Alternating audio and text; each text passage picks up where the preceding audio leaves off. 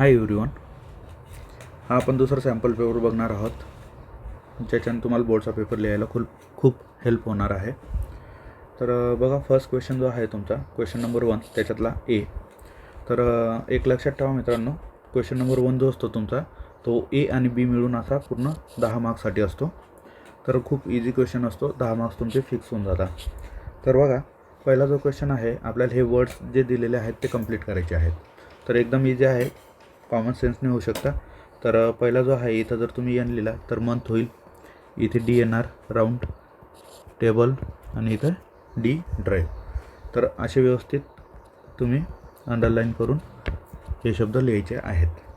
त्यानंतर second question आहे, alphabetical ऑर्डरमध्ये लावायचे आहेत. तर पहिला कोणता येईल?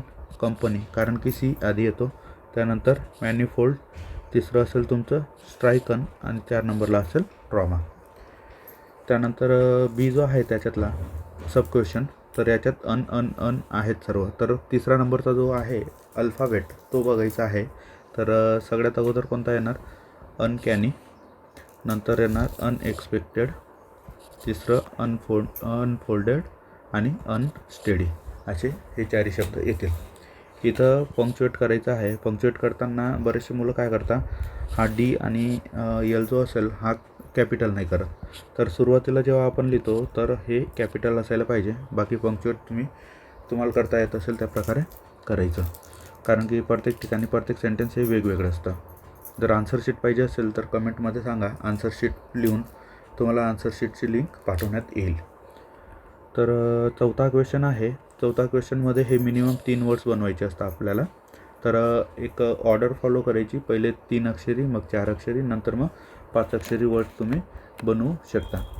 तर एक याच्यातून वर्ड्स बघा मी बनवून दाखवतो काय काय बनतील. रिम, रीड, ठीक आहे.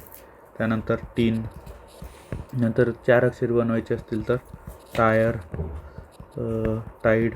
हे जे शब्द बनवतो हे सर्व याच्यात असायला पाहिजे.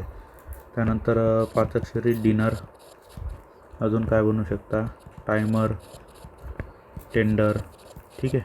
तर याच्यातून तुम्ही कोणतेही 3 मिनिमम 3 लेटर्सचे शब्द बनवू शकता.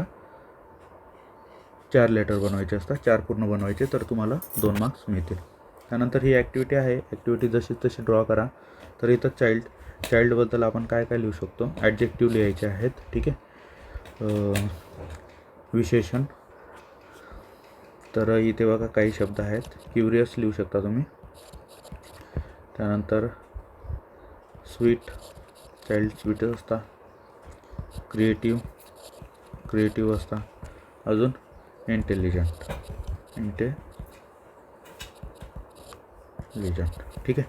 तर ही ॲक्टिव्हिटी कंप्लीट करू शकता. त्यानंतर इथे वर्ड चेन कंप्लीट करायची आहे. आता इथं ॲडजेक्टिव्ह सांगितले आहेत म्हणून आपल्याला सर्व ॲडजेक्टिव्ह लिहावे लागतील.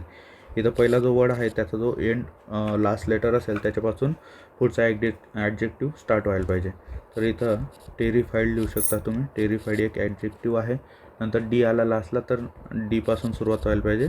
डिस्परेट, नंतर ई आला तर ईपासून ईगर, लास्टला आर आहे तर आरपासून रिअल. तर हा तुमचा फर्स्ट क्वेश्चन कंप्लीट होईल. त्यानंतर बीमध्ये जो असतो, बीमध्ये मिनिंगफुल सेंटेन्स बनवायचं असतं याला यूज करून. तर मिनिंगफुल सेंटेन्स बनवू शकता. इथे क्लॉज ॲड करायचा असतो या सेंटेन्समध्ये. इथे प्रिफिक्स आणि सफिक्स, हा क्वेश्चन इझी असतो. हा 1 मार्क्स तर फिक्स होऊन जातो तुमचा. मार्क आहे तर तुम्ही लिहू शकता रिमार्क.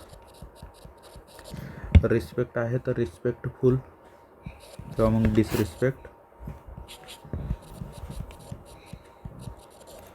या प्रकारे. इथे मिनिंगफुल सेंटेन्स बनवायचे असतात, तेच वर्ड्स यूज करून मिनिंगफुल सेंटेन्स बनवू शकता तुम्ही. Write who said. आता हा क्वेश्चन नंबर 2 चालू होतो इथून. हा पण 10 मार्क्ससाठी असतो तुम्हाला. तर बघा, इथून क्वेश्चन घ्या आणि प्रॅक्टिस करा. तर हे 2 क्वेश्चन आहेत ऑलरेडी. कोण कोणास म्हणाले त्या प्रकारचा. तर हा पहिले पॅसेज रीड करायचा पूर्ण. पॅसेज रीड करून इथे 10 मार्क्सला जे क्वेश्चन असतात ते पॅसेजच्या बेसिसवर असतात. तर हे प्रॅक्टिस म्हणून तुम्ही सॉल्व करू शकता. त्यानंतर हे जे आहे, complete the following sentence based on the extract. ठीक आहे. इथं काय बोलले आहेत, कंप्लीट द फॉलोइंग सेंटेन्सेस. तर इथे बरेचसे मुलं काय करतात, फक्त हे रिकाम्या जागा ज्या असतील ना या फिल करून देतात आणि हे मागे जो असेल क्वेश्चन हा लिहित नाही. तर असं करू नका. ते बोललेत की कंप्लीट द फॉलोइंग सेंटेन्सेस, तर पूर्ण सेंटेन्स कंप्लीट करायचं. तर हे पूर्ण लिहायचं आणि त्यानंतर इथे जे तुम्ही आन्सर राईट करणार आहेत ते करून खाली व्यवस्थित अंडरलाईन करायची पेन्सिलने किंवा पेनने. त्यानंतर इथं write the adjective from the following. ठीक आहे. ॲडजेक्टिव्ह लिहायचे आहेत. तर ॲडजेक्टिव्ह लिहिताना जो क्वेश्चन दिलेला असेल तो लिहा, त्याच्यानंतर डॅश करा आणि डॅश करून झाल्यानंतर मग ॲडजेक्टिव्ह लिहा. तर मूडचा काय होऊन जाईल, मूडी. गेस्चर जे आहे ते गेस्चरल. पॉप्युलेशनला काय होऊन जाईल, पॉप्युलेटेड. आणि जे डिस्टन्स आहे डिस्टंट होऊन जाईल.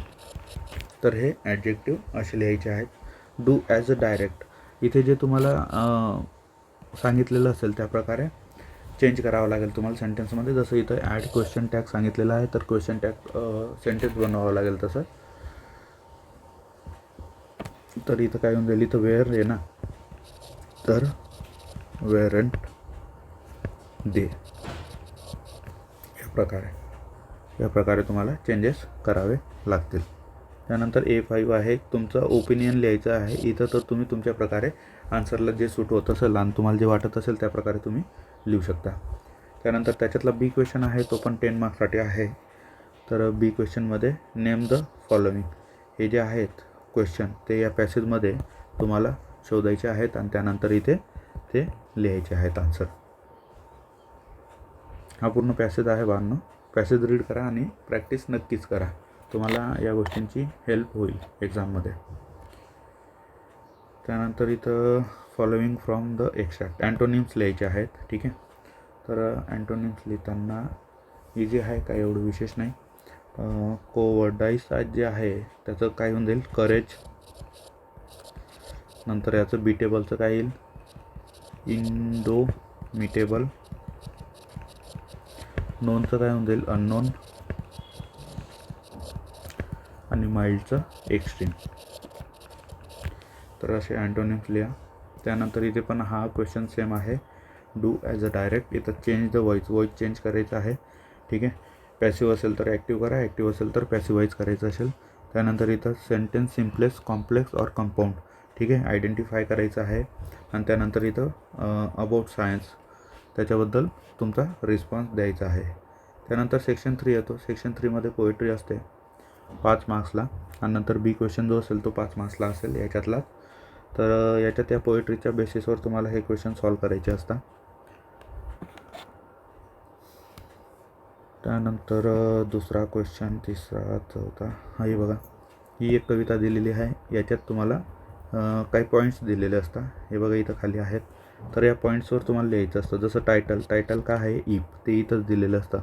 त्यानंतर पोएटचं नाव काय आहे, तर हे नाव आहे इथे दिलेलं असतं, ते लिहून घ्यायचं. नंतर त्याचा rhyming scheme, figure of speech आणि थीम त्या कवितेवर. तर या 3 पॉईंट्स लिहायचे असतात, यांना जास्त वेटेज असतं. तर हे दोघं मिळून तुम्हाला 1 मार्क्स तर फिक्स आहेत. ते तर इथंच उत्तरं दिलेली आहेत. आणि त्यानंतर बाकीचे हे जे आहेत ते तुम्ही तुमच्या हिशोबाने लिहून घ्यायचं. नंतर अनसीन पॅसेज असतो. अनसीन पॅसेजमध्ये तुम्हाला क्वेश्चन्स असतात 10 मार्क्सवर. हे फिलिंग द ब्लँक्स आहेत. तर इथं तुम्ही डायरेक्ट ऑप्शन फिल केला तरीही चालेल. तर पहिल्याचा ऑप्शन आहे सी, दुसरा आहे ए, रेल्वेज, तिसऱ्याचा ऑप्शन आहे डी आणि चौथ्याचा ऑप्शन आहे बी. जर आन्सर शीट पाहिजे असेल तर कमेंट करून नक्कीच सांगा, तुम्हाला आन्सर शीट पाठवण्यात येईल. त्यानंतर हा पॅसेज रीड करून आपल्याला टेबल जो आहे तो कंप्लीट करायचा आहे. युजेस ऑफ फॉरेस्ट लिहायचे आहेत 2 आणि इफेक्ट ऑफ डिफॉरेस्टेशन असे 2 यूज लिहायचे आहेत. इझी आहे खूप, काही टेन्शन नाही. त्यानंतर इथं काही क्वेश्चन दिलेले आहेत ते तुम्ही सॉल्व करायचे. सेक्शन 5मध्ये रायटिंग स्किल असतं. रायटिंग स्किलमध्ये 2 लेटर असतात तुम्हाला. एक असतं इनफॉर्मल लेटर आणि दुसरं फॉर्मल लेटर. तर याच्यापैकी दोघांपैकी तुम्ही कोणतंही एक लिहू शकता. त्यानंतर डायलॉग रायटिंग असतं. डायलॉग रायटिंग याला 1 मार्क्स, याला 1 मार्क्स असतो. आणि हे जे असेल हे ना 2 स्टुडंट्समध्ये his her teach importance of time management. Time मॅनेजमेंटचं काय इम्पॉर्टंट आहे ते मिनिंगफुल 3 एक्सचेंज करायचे आहे. तर याच्यासाठी 3 मार्क्स असतात. तर इझी आहे, तर ते तुम्ही करू शकता. इथं याचे आन्सर लिहून द्या तुम्ही. Which is my favourite festival. तर इथे लिहू शकता तुम्ही माय फेवरेट फेस्टिवल. तुम्हाला जे आवडत असेल ते तुम्ही लिहू शकता. इज दीपावली. ठीक आहे. नंतर why it is your favourite festival विचारला आहे, तर इथं तुम्ही लिहू शकता festival. Why it is your favourite festival. तर तुम्ही इथं लिहू शकता I love Deepavali because of the colourful lights, crackers, sweets and new clothes. या प्रकारे तुम्ही हे सेंटेन्स कंप्लीट करू शकता. त्यानंतर स्पीच रायटिंग असतं. एकतर तुम्ही B1 कंप्लीट करा किंवा मग B2. हे पूर्ण 5 मार्कला असतं. त्यानंतर क्वेश्चन नंबर 6 असतो. 6मध्ये तुम्हाला हे जे पॉईंट्स दिलेले असतील या पॉईंट्सला रिलेटेड तुम्हाला क्वेश्चन सॉल्व करायचा असतो. इथे वर्बल टू नॉन वर्बल हे इझी आहे. या प्रकारे तुम्ही करू शकता. वर्बल टू नॉन वर्बल हे जे लिहिलेलं आहे, पॅसेज दिलेला आहे, याला तुम्ही नॉन वर्बलमध्ये कन्वर्ट करा.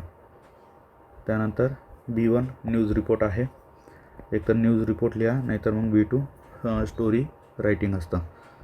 त्यानंतर सेक्शन 6 जो आहे तुमचा म्हणजे क्वेश्चन नंबर 7, याच्यात तुम्हाला ट्रान्सलेशन असतं, ट्रान्सलेट करायचं. तर इथं हे शब्द जे आहेत तुम्ही ट्रान्सलेट तुमच्या मीडियममध्ये करू शकता, हिंदी किंवा मराठीमध्ये. तर नेबर जर असेल, नेबरचं काय होऊन जाईल, शेजारी. नंतर सॅटिस्फॅक्शनचं समाधान आणि आर्टिस्टचं कलाकार. टेम्पल म्हणजे मंदिर, रूट म्हणजे मार्ग आणि कस्टमर म्हणजे ग्राहक. तर हे या प्रकारे करू शकता. त्यानंतर आय ट्राय हे पण सेंटेन्स जे आहेत दिलेले यांना तुम्हाला तुमच्या लँग्वेजमध्ये कन्वर्ट करायचे असतात. तर I try and lead as normal a life as possible. तर याचा अर्थ काय होईल, मी जमेल तितके सामान्य जीवन जगण्याचा प्रयत्न करतो. नंतर दुसरा आहे the book was full of nice picture. तर याला मराठीत कन्वर्ट करा, पुस्तक छान चित्रांनी भरलेले होते. I felt ashamed of myself. मला स्वतःचीच लाज वाटते. नंतर लास्ट D आहे he was near the sea now. तो आता समुद्राजवळ आला होता. त्यानंतर इथं इडियम्स किंवा मग प्रोव्हर्ब्स दिलेले असतात, त्यांना तुम्हाला तुमच्या लँग्वेजमध्ये कन्वर्ट करायचे असतात. 7 नंबरचा लास्ट क्वेश्चन. तर याचा पहिला आहे टाईम इज इटर्नल. तर काळ अनंत आहे. आणि Bचा आहे nothing will work unless you do. केल्याने होत आहे रे, आधी केलेच पाहिजे. तर या प्रकारे तुमचा पूर्ण क्वेश्चन पेपर असतो. व्हिडिओ आवडला असेल तर लाईक करा. आणि तुमचा बोर्डचा पेपर जसाही संपला तसा आपल्या चॅनलवर आन्सर शीट येऊन जाईल. तर ते चेक करण्यासाठी चॅनलला सबस्क्राईब करा. व्हिडिओ आवडला असेल तर लाईक करा आणि तुमच्या मित्रांसोबत शेअर करा. चांगला अभ्यास करा आणि पेपर चांगला लिहा. ऑल द बेस्ट पेपरसाठी. भेटूया पुढच्या व्हिडिओमध्ये.